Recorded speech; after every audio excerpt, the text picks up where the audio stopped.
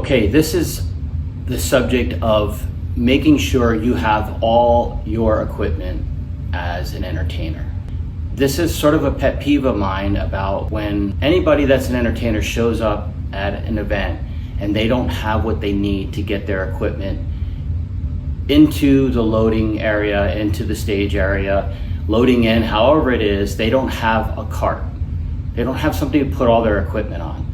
And I think it's really important to have that. It helps you to, A, you won't get hurt loading your equipment. B, you can get most of it in one load or two loads.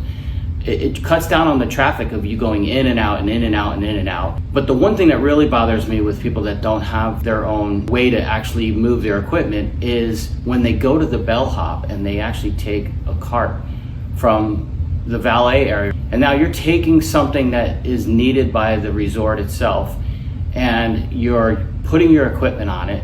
And what's even worse that I've seen, and I've watched it happen right in front of my eyes, is that you bring your equipment and you move it all the way into the staging area, and then you just take the bell cart and you kind of set it off to the side somewhere. You don't return it to the front.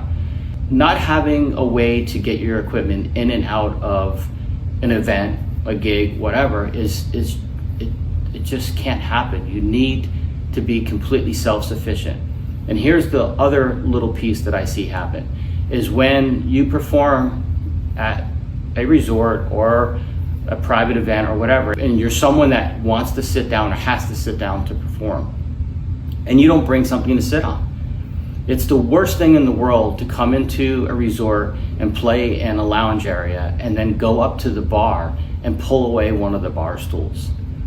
That's a stool that could be used for a patron to sit there and actually spend money, which in turn, the more money they spend and the more successful it is while you're performing, the more times you can be back there performing, and that just creates more work for everyone. So you have to be self-sufficient. You have to have your own way to load in and out your equipment.